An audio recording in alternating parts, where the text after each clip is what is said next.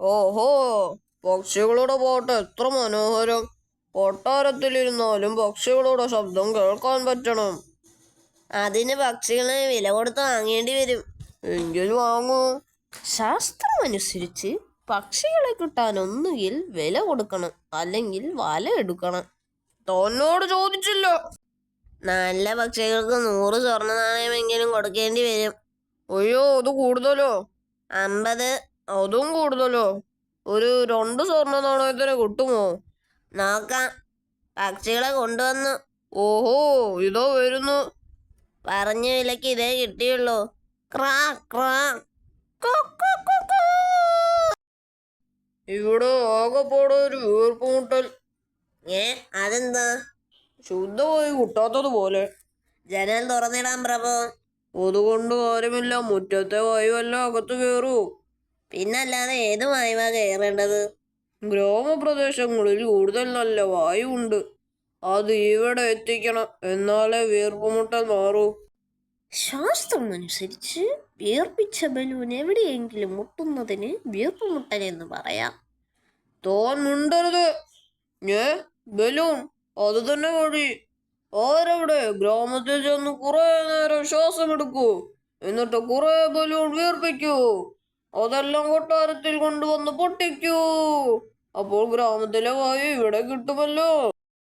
അയൽ രാജ്യത്തു നിന്ന് ഏതോ സഞ്ചാരി വന്നു എന്ന് കേട്ടല്ലോ. ശരിയാ, വന്നു.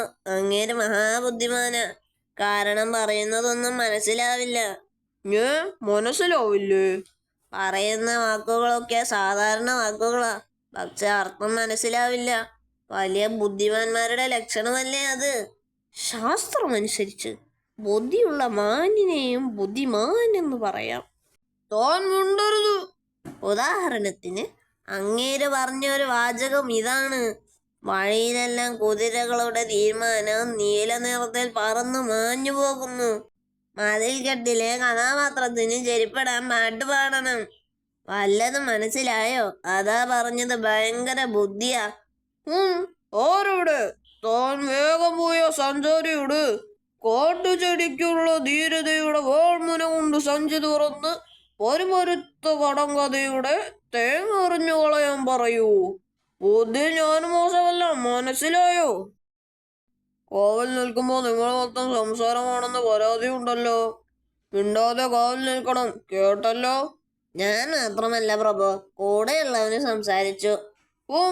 എങ്കിൽ അവരോടും പറയണം മിണ്ടാതെ നിൽക്കാൻ. ശാസ്ത്രമനുസരിച്ച് ഓടുന്നവരോട് തന്നെയാ നിൽക്കാൻ പറയേണ്ടത്. ഓടുന്നവരോ? അതോരോ? അവരോടുമെന്ന് പറഞ്ഞില്ലേ? അവർ ഓടുമെന്നർത്ഥം. തോന്നിനു മിണ്ടരുത്. തോൻ സംസാരിക്കാതെ കാവൽ നിൽക്കണം, കേട്ടല്ലോ? കൂട്ടുകാരോടും പറയണം. പിറ്റേന്ന് തോന്റെ കൂടെയുള്ളവർ പിന്നെ സംസാരമാണെന്ന് കേട്ടല്ലോ.